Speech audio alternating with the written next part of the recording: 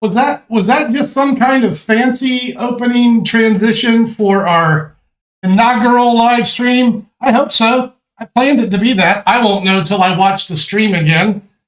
On that note, thanks to all the watchers. I see some of you guys in the chat showing up pre-stream on this loosely organized event, as I have just moved into the new studio. So let me address this first and foremost. I might be a volumist here. This room should have had carpet when we moved in. No carpet, one of a few Murphy's Laws that struck up last weekend during the move. Probably about 2 weeks. I put a little sound things around. Sound will improve when the carpet gets here. Most of my stuff is still in boxes. We've been moving because I got ghosted by my movers on day 2. They didn't finish the job on day 1. We were moving to it was dark. They're moving here at dark. They left some stuff for day 2. Day 2 comes and there's no movers on day 2. So yours truly got to make an extra 20 trips up and down the 3rd flight of stairs. And long story short, we're a little behind schedule. And so, yeah. But hey, I got some magic planned. I've got things to discuss today. I want to give you a little look at what's going to be coming up for the new year, the things that are in my brain moving forward. We are going to do things a little bit differently. But hey, let's do a little magic. I know a lot of you guys are here to see some of the tricks, and I did plan to do one. I'm going to show you one of the first. Let me do this. Let me do this as well, because here I am on the inaugural stream, just a little bit nervous. You know, in general, I get nervous when I perform magic always. I always have been that way. Little anxiety. Today we learn a little bit about alleviating nervous energy. This is always good. The jazz hands, we shake it out a little bit. You know, you can get real loose with this, jumping around and bebopping and getting your body energy loosened up. I didn't have the time to do that pre-stream as I was too busy consuming lots of cups of coffee to counterbalance the. I digress. Where were we, Mr. Conn? I was just let me go to the trick here. This is one of the first tricks I ever learned, and I recommend this as a inaugural trick for not just the stream, but for anyone to learn. It's a trick with just 4 cards, so it's really easy to follow. In fact, it's called the 4-card trick. That's the name of the trick, and they're real easy to follow in that they're all identical. They're exactly the same. Especially this one. Although this is a problem. If you have cards that are all the same, they can be a little more difficult to follow. So let's take one of those and make it look a little different than the rest. We'll make it a lady, and then we can do all kinds of things. We can do like a Monty, like a find the lady situation. It's like a 4-card Monty. See if you can follow it. If you're looking close, you notice it's second from the face. That means if I reverse count the cards, it would be, some would say here, some say the top. Almost no one says the face. So I usually like to put it where you won't guess.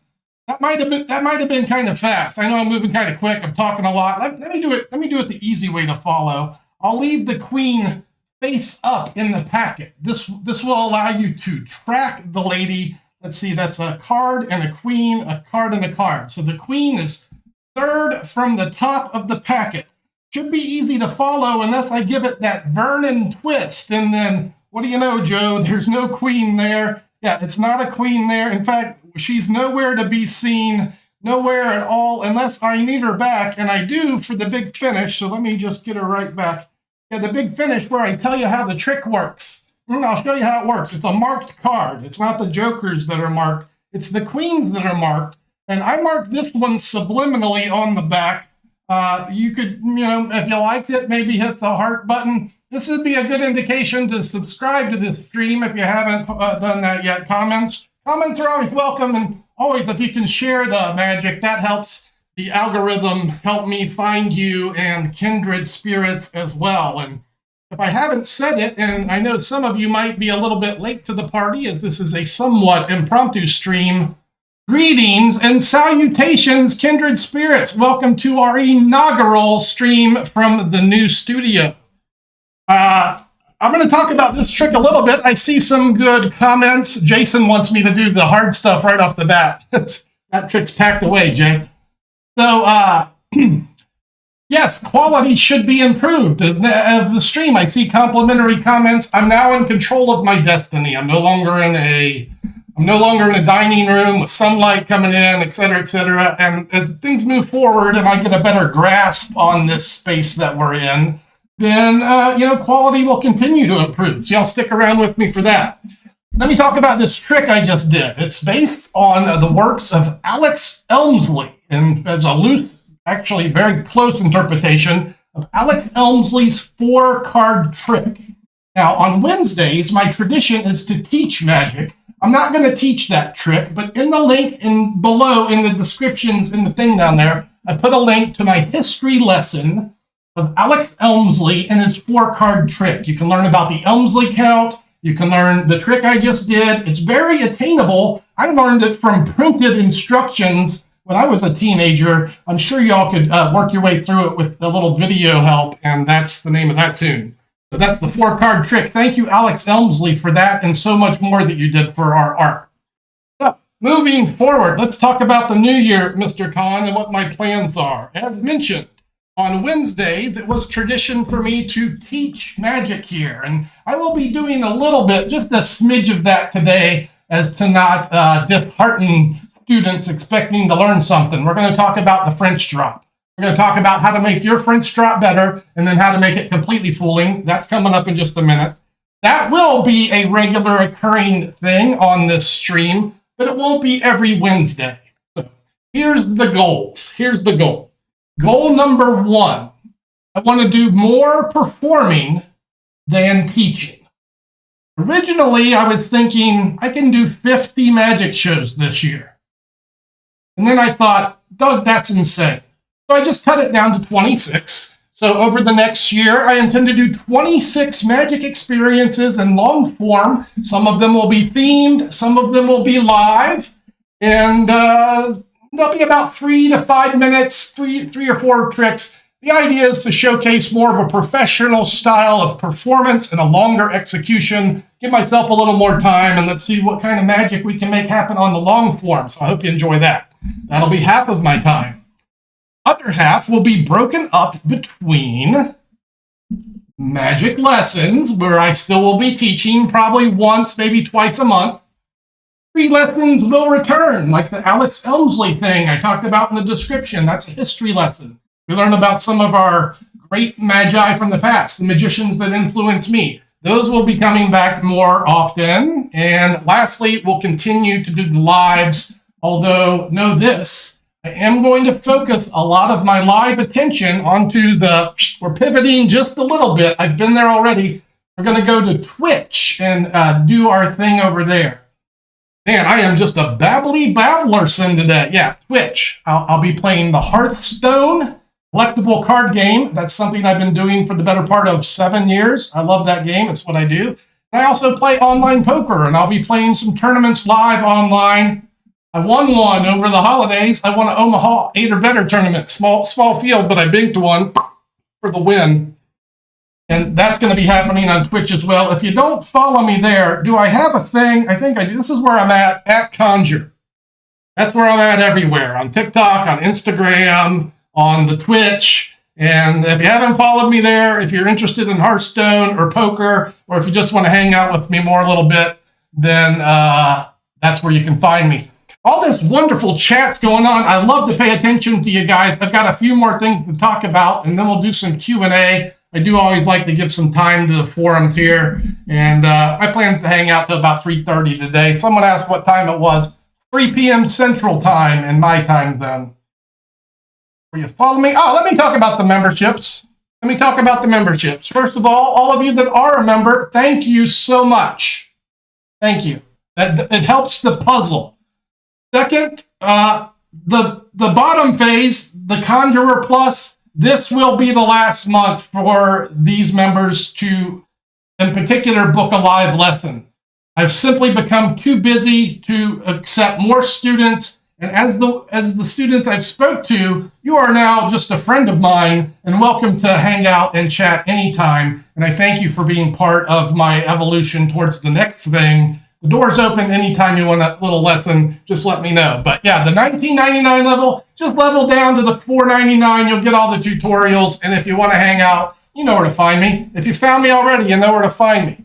All right, that's the scoop on that. Now, let's talk a little bit about coin magic. We'll get our brief magic lesson today. And then one of the things I want to do on these live events is do a little unboxing. Today we're going to look at a simple thing, easy money. This is something I picked up last week.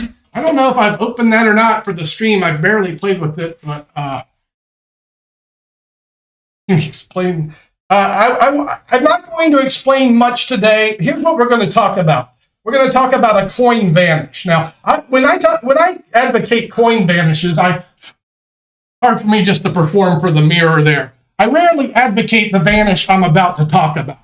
I think that a coin vanish should be a little more natural, something like this, than the French drop. And this is a technique that's often advocated for beginners to learn how to vanish a coin. Let me just show you the French drop. We'll do it. I'm going to do this a couple ways. I'm going to show you the French drop as learned and performed by most beginners. Then I'm going to show you an intermediate style French drop that maybe you can improve your own technique. And then I'm going to show you Ed Marlow thing that's super deceptive that I use all the time. So here's where we learn. Here's where we learn. Drop. That's the French drop, or as they say en français, la tonique. This can be found in most classic magic texts. It's the false take of pretending to take a coin. Now, I'm executing it with a beginner's mindset. Honestly, when I see most beginners do this thing, it looks like this. It looks like this. Watch the coin.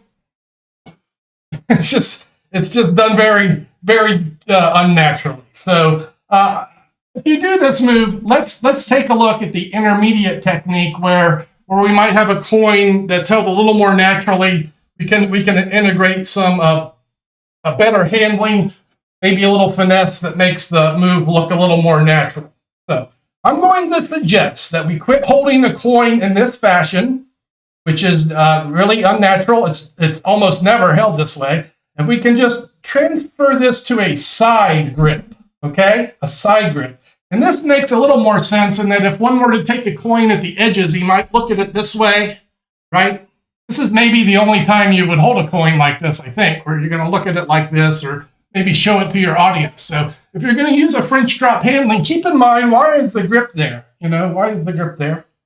This will allow us to do the same slight motion. And for those of you not familiar with the French drop, it's just dropping the coin into your finger palm as the hand pretends to take it. So in this case, the left hand covers and the right hand just drops that coin lightly. Thumb goes beneath and then it pretends. This is classic French drop technique, pretends to take the coin away. Actually, most people do it into a fist, which I hate the fist. If you're making fists, I'm not a fan of your coin work. I always suggest this as a technique. Take it at the fingertips. Hold it at the fingertips. This is how we hold a coin. Of course, I'm over here ready to finger palm it. But if we approach this from the side view, we get a natural handling. And then we get to do this nice finesse with the thumb. As the thumb comes in, you want to kick the edge of the coin and spin it 180 degrees. This will draw your audience eye to the coin right before you execute the move. And the goal is to give a little retention of vision as the coin apparently is taken. So from the side, I'm doing the same thing. It's just falling at a different angle. Pivot, and then boom, right into the finger palm. And note, as with all, and let's take note here, always, almost always, the clean hand moves first.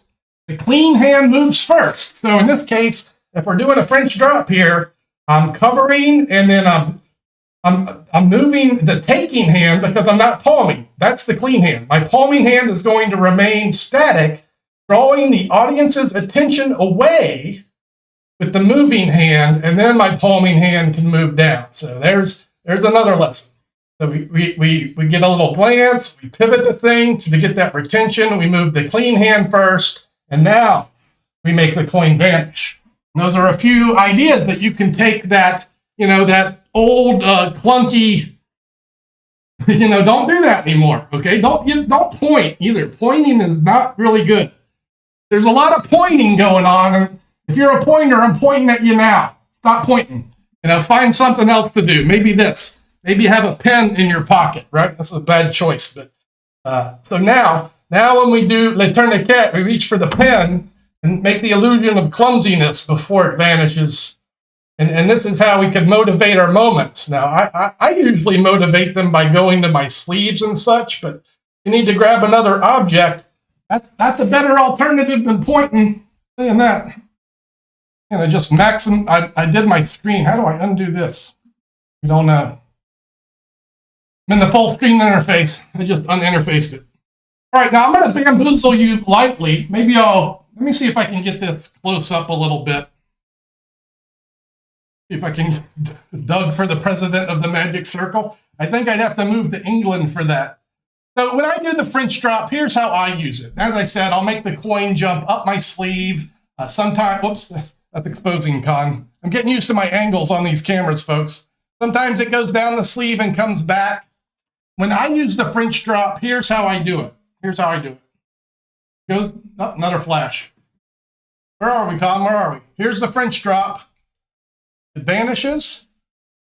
Let's bring it back to camera A. I think I was doing a little bit gooder over here. So again, what was I saying? The coin goes here, goes up the sleeve. Sometimes it goes down the, hold on, that's a little too far.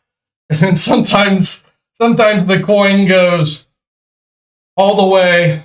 Oh, that's not a, let me just push this back together. Little compression, the coin comes right back. I'm just going to set that one there for now, and we'll use this one instead.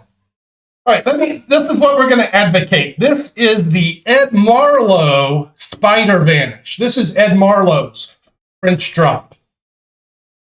What? Let me get another one. Okay, here we go. This is Ed Marlow's French drop. Oh, let me get another one. So, Marlow's French drop, or the Spider Vanish, and this is how he originally published it, is the reverse. It's a reverse psychology vanish. So we're going to double bamboozle them by actually doing what we say we're doing and take the coin into our hand. I'm creating that suspicious French drop position. I'm approaching the coin to take it, and I do, right into a palm. I simultaneously pretend to make a surreptitious movement, something sneaky with the left hand, as though maybe I'm palming the coin. So my audience believes when I open this hand, which is palming the coin, so my audience believes that when I open this hand, it's gone, and then I open this hand to really lock the vanish in to drive home the coin is vanished. Now this is only gonna work after you've made a coin vanish a couple times. I'm not going to advocate that you use a spider vanish as a one-off. You want to use a spider vanish at a time when your audience is starting to second guess your actions. So in other words, if I say, here's my coin, it's gone, and then it comes back. Now, if I'm going to repeat that action, my audience might be watching closer.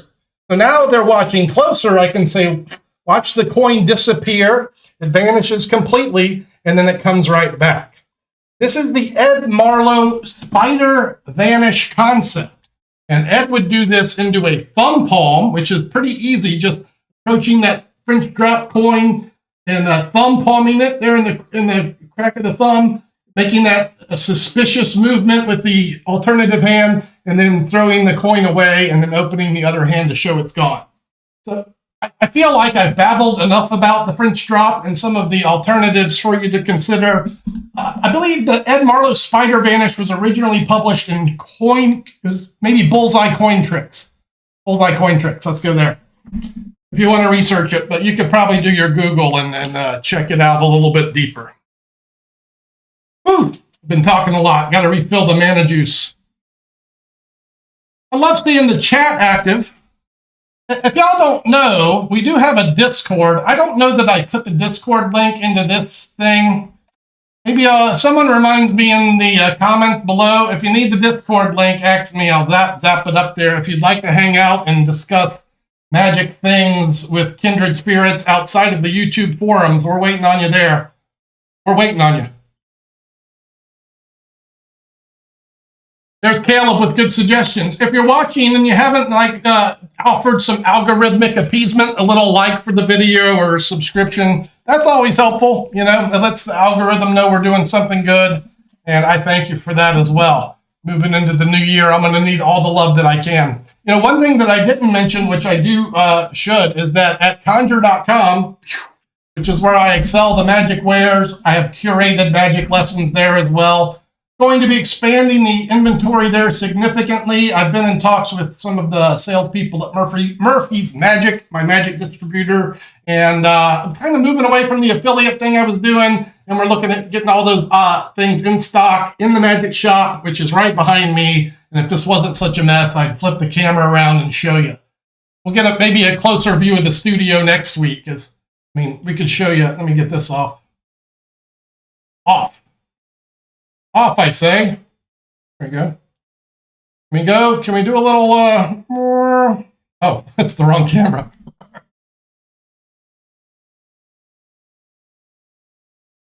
Happy New Year to you all as well. Thank you for your kind greetings. Where were we? Oh, that's the extreme close-up. So yeah, you can see this is most of my world, a jumbled mess.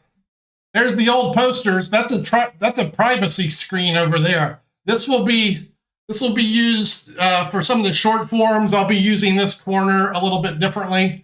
Put these foam panels on the wall to help with the sound. Getting a new logo to go in the middle. My daughter did that one, so I'm asking her to expand on this concept, to add my name into it or initials, and that's going to be expanded. Maybe more hats. I don't know. I just put the hats there. There's another corner over here with lighting and can't quite make it. And then there's your 2-cent tour of the new studio. And we can do that in more detail in the coming weeks. All right, so last thing I had on the list, I think I've mentioned everything I wanted to mention. You know, our new agendas moving forward. I will mention this as well. This weekend, I'm out of town. I'm going to work a magic convention in Orlando. If you're in Florida, you want to see me live, here's your opportunity. At the Gator Gate Gathering. This is in Orlando, Florida. If you search for GGG, Gator Gate Gathering, it's really for advanced magicians. It's not just the kind of thing you show up to out of the blue. It's a couple $100 to get in the door, and you got to get to Orlando. But that's where I'll be this weekend. So I might be a little bit behind schedule for some things, but I'll get right on the horse. Super excited to be in the in the new environment. Lucas wants to see a card trick. You must not have been here for the beginning. Let me consider that option. The one other thing I did want to talk about is we are going to be doing unboxings of new products that come in through Murphy's occasionally. This is one of them, and this is, whoa!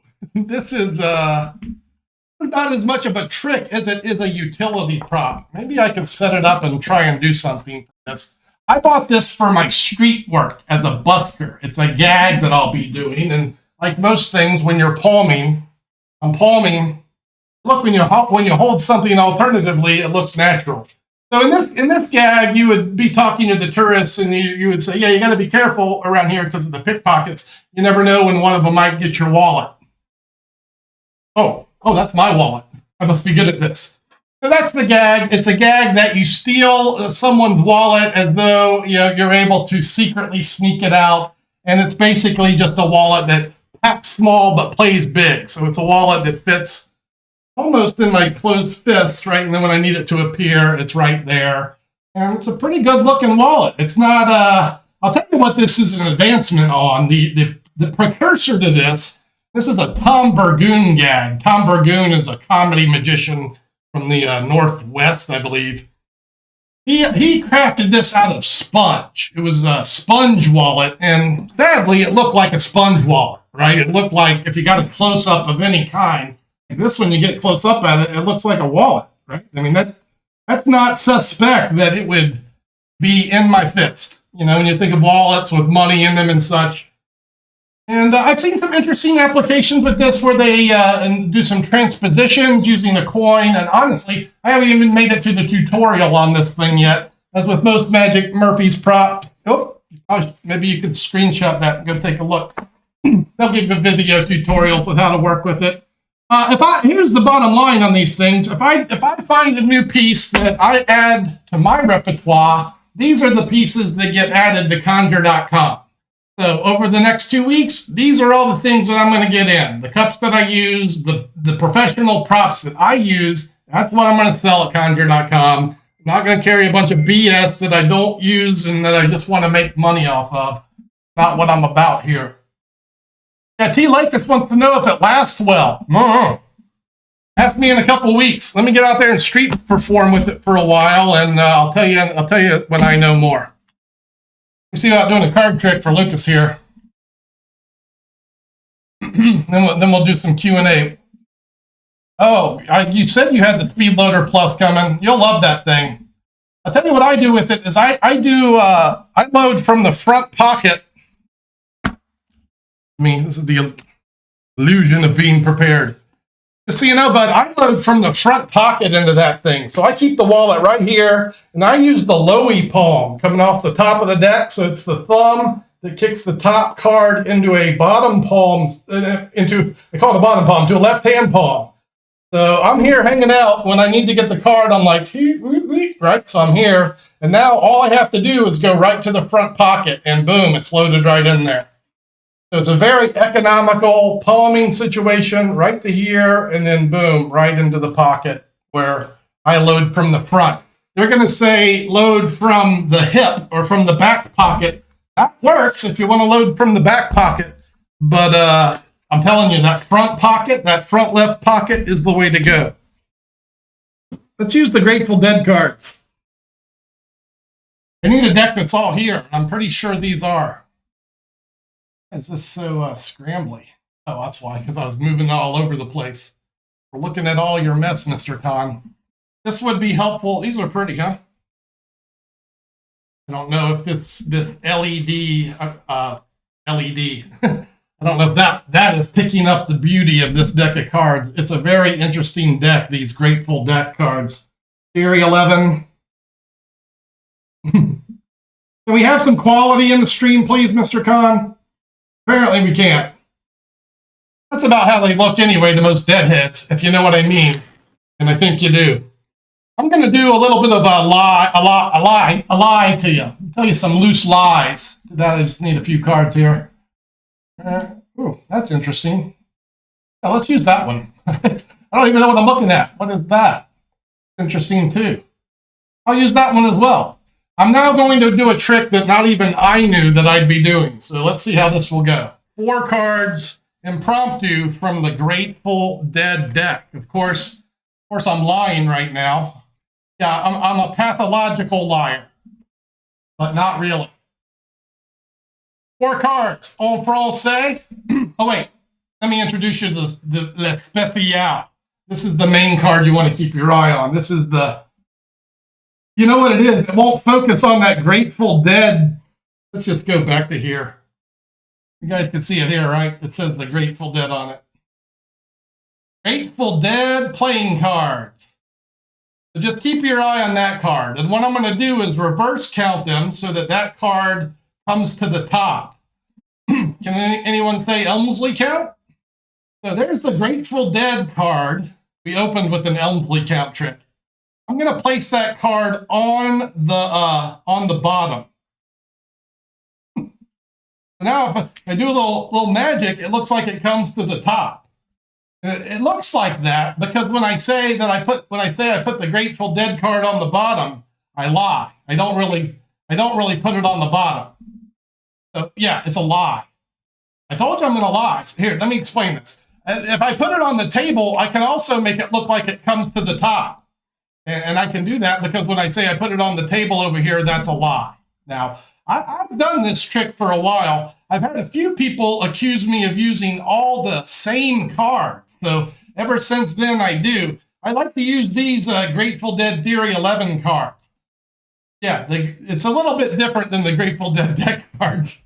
Where the contrast there is underwhelming. Yeah, I use that Theory 11 Grateful and that Grateful Dead one, and then also this one. It's a little less colorful than the other one, but if you use 4 of these, and this is a lie as well, of course, because there's no way that you can have 4 cards all the same unless, and there is one way, you can use jokers. Yeah, so that's one way you can do it. You can use a joker. That's one of the jokers. You get a few of them in this deck. That's a joker. You can use that joker. You could also use this joker, and that's a lie. You can't really, but you could use this joker too. That's a lie. It was a horrible deck choice for that effect. Pardon me. Man, those were just very hard to discern. Dirty Rat says, thanks for not taking things so seriously. You're welcome. Let me see. Here, we'll do one more. This deck is a little... This deck's gooder. Have you seen these? They'll probably focus on this one. Is it not gonna? What is going on here? Why is my shiz not working? We don't know. We don't know. I know, why is it blurry? It wasn't blurry when I started, was it? Let me tend to the...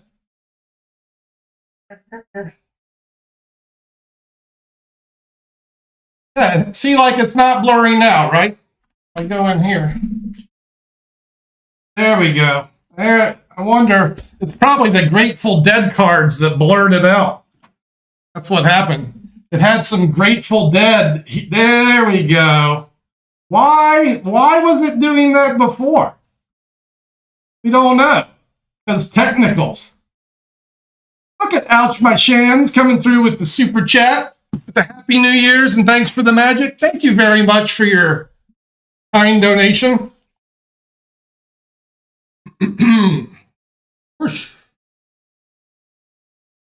These are the B-roll cards. B-rolls. Warm up with a little loose manip.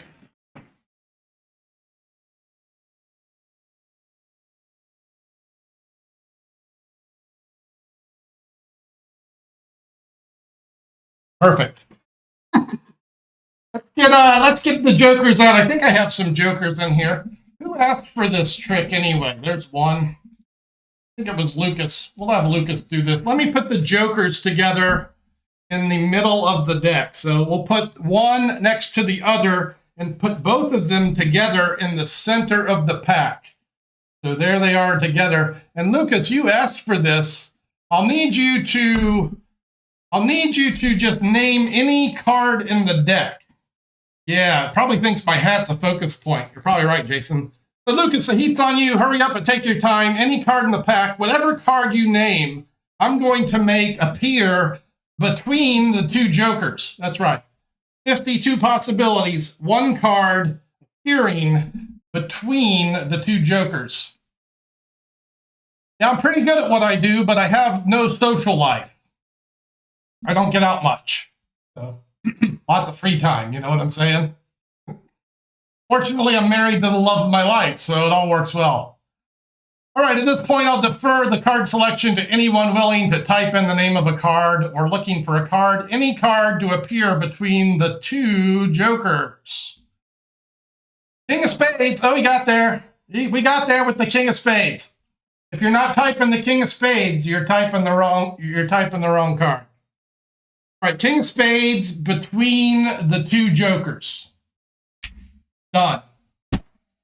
Benny. Did you see it? When I did the... Yeah, it had... One of the jokers jumped to the top. Banana. Yeah, one of the jokers jumped to the top. And one of the jokers jumped to the bottom. So now, figure it out. In between the 2 jokers, the King of Spades, it's in between them. And the double backers, which I didn't take out. That's the clubs. And that's the trick. It's Roy Walton's Smiling Mule. It also has a good second phase, and I'll perform the second phase for you visually. So keep your eye on the 2 jokers. Keep your eye on the jokers. And watch as I do nothing, but I do it pretty well. That's one joker gone from the face. That's one joker gone from the back. And that's two jokers traveling together into the center of the pack, finding one card in between them. And that's the King of Spades. This is Roy Walton's Smiling the Mule. And that is another trick that I've done a history lesson on. So we opened with a trick that I've done a history lesson on. That'll be the closing trick that we've done a history lesson on. If you search for Roy Walton and the Smiling Mule, then you too can make that happen. It's not a gimme. That trick takes a little work. It uses a pass and some other things, but it's doable. Yeah, Pacer is giving me constructive criticism. We're discovering many things today. One of them is the angles that we're working with. I actually moved my cameras around. So normally this camera here, this camera used to be on my right. So yeah, I probably should have been like in this neighborhood to do that pass. Maybe over here somewhere. We make choices, we live with them. I made my choices. Matthew, I'm about to wrap it up. I'm 5 minutes past my due time, so if you gotta go, you gotta go. I did want to give anyone that wanted to ask a question to get something in. Now is your time. Thank you, Lucas. What do you need to know, folks? This is your chance.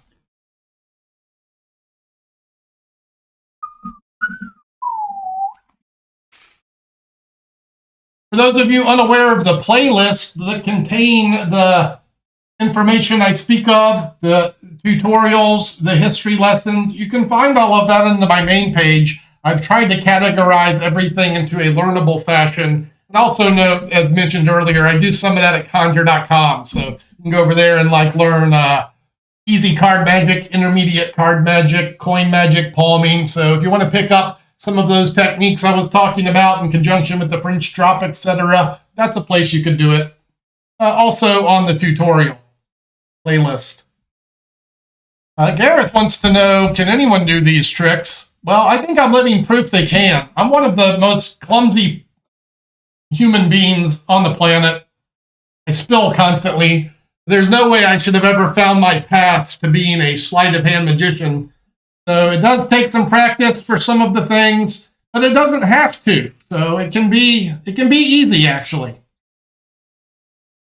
Illuminator wants to know if magicians get decks of cards cheaper. If you know where to shop. Tobias, I don't currently ship internationally, although I make exceptions. You can email me. Moving forward, I might offer that service as I am expanding, and I do want to service. It's just the shipping costs are so unreasonable. It cost me about $20 to ship to Europe, so if you're willing to pay that, I'm willing to do it. The resource for more advanced coin palms. You know, Alec, you're not talking to the right guy for that. I'm an old school guy. I use classic palm, finger palm, edge grip, thumb, downs palm, back clip. So I'm not the guy to ask that question. And I also don't think a lot of those novel, newer techniques are as practical. And I'm just not going to answer a question I'm not sure how to answer properly. So thank you for the compliments on the studio. It should come to a little more life as time goes on. This is just a couple days in. I'm still unpacking, so bear with me. It's my pleasure. Thank you for the thanks. All right, Jason's got your hookup for the decks. 12 decks for $21. Now, I often buy them at Walmart and get a 4-pack for $10, something like that. Maybe it's $8.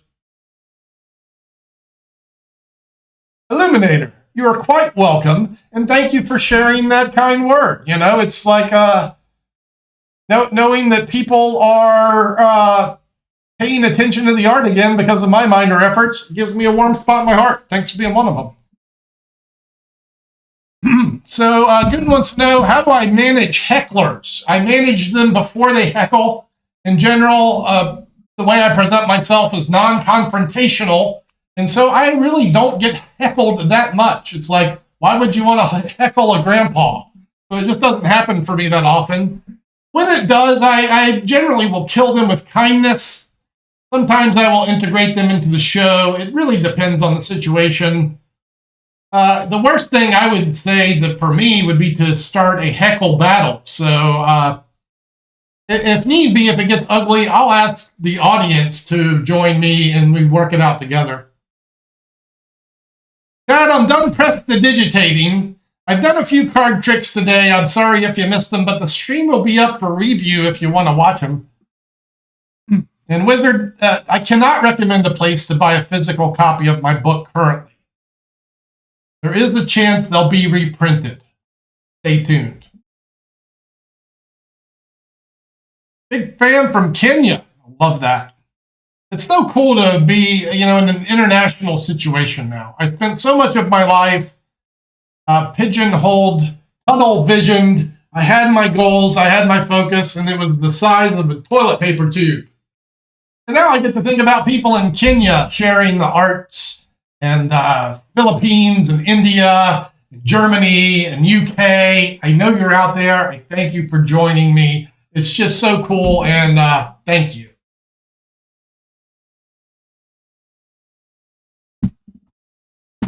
All right, guys. This is me loosely warming up, loosely wrapping up.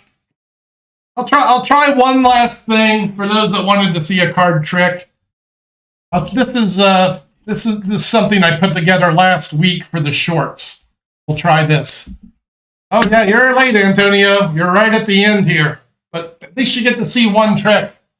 Let's hope it goes well. We were talking about angles prior to this. I'm going to make a card disappear right before your eyes. I used to do it behind your eyes. That doesn't work. So think of a card. You might want to get one in mind before this happens. And note this, when I say think of a card, a lot of people will think of the queen or maybe an ace. If you're thinking of a queen or an ace, I thank you, because those are the easiest ones to make disappear. Yeah, they're right on the top and the bottom of the deck. It's much harder to make one vanish from the middle of the deck, and that card is gone, that card is gone, those cards are gone, and hey, is that right? Yeah, they should be all gone. And hey, y'all, now I'm gone too. Thanks again, guys, for hanging out. Stay tuned for what should be an exciting new year, and I'll see y'all